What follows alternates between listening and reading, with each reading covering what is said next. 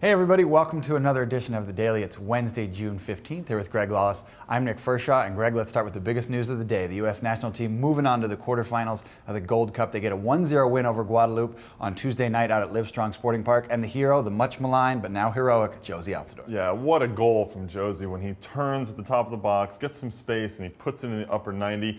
Maybe some question marks about the goalkeeper on that play, but it doesn't matter. It went in the goal, and that got them the win, the 1-0 win. Saying that this was not a dominating performance over a little tiny country in the soccer world in Guadeloupe. So I think the U.S. still maybe not filling anybody with a lot of confidence as they move into the quarterfinals.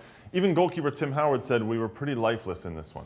Well, regardless, they're moving on, and Greg, they're going to get a tough draw next round. They're in the quarterfinals against Jamaica out at RFK Stadium on Sunday. Give me your expectations for this. This is a good Jamaica team with a lot of MLS talent. I was out at Red Bull Arena on Monday night and watched Jamaica against Honduras. This is a very good Jamaican team. The Reggae Boys are back, if you will, and the U.S. are going to struggle against their power, their speed, and now they have a lot of composure and passing in the midfield. You'll see the two little guys in the middle. They're short, but they cover a lot of ground, and they're very good with the ball at their feet. So I think the U.S., they really need to figure something out, especially in the midfield. Jermaine Jones and Michael Bradley will have to have huge games for the U.S. against Jamaica if they're going to move on to the semifinals. And this, of course, a Jamaica team with guys like Dane Richards, Donovan Ricketts, and playing without Omar Cummings of the Colorado Rapids, so still a very solid Reggae Boys team. And most important for them also, Ryan Johnson up top. The striker from the San Jose Earthquakes has been phenomenal in the Gold Cup. Scored a beautiful goal against Honduras. He's going to be tough to stop. Let's move on to Canada, where the news is not as good. They get a 1-1 draw against Panama despite a goal from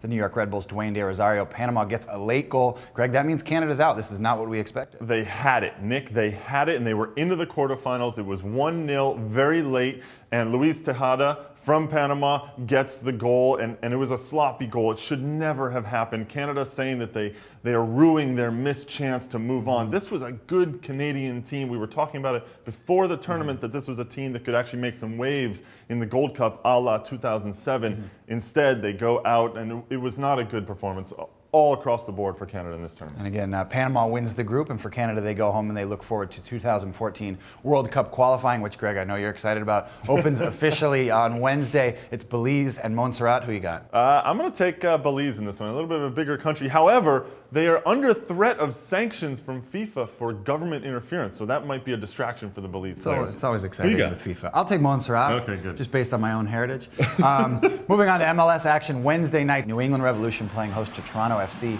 8 p.m. Eastern up at Gillette Stadium. You can catch this one in Canada on TSN or online at Matchday Live. Two teams that have struggled, and they're near the bottom of the Eastern Conference. What do you expect from this one? Well, you know, Toronto, a lot of injuries that they have to deal with. They're also not going to get their Canadian guys back from the Canadian national team. Julian de Guzman probably not back in the lineup or anything like that.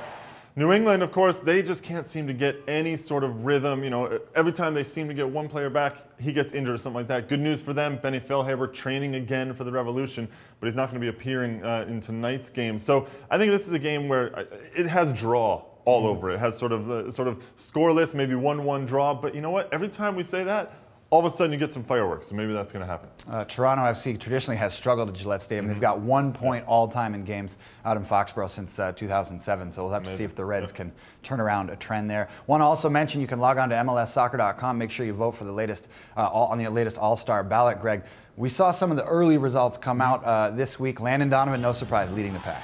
No surprise there. A little bit of a surprise that there aren't many Seattle guys up there. So you would have expected all Seattle fans. So, hey, Sounders fans, let's get on there and start pounding that thing right now and get some votes in there. But it's the fan vote to decide the first 11, ultimately, that will be on the All-Star team. And again, big names on there. Thierry Henry, David Beckham, guys that maybe trump that Seattle Sounders support, but I wouldn't be surprised if some Sounders end up I could imagine that on the list somewhere. Make sure you log on to MLSsoccer.com and file your vote. And for all the coverage of the Gold Cup and the action in MLS on Wednesday night, log on to MLSsoccer.com.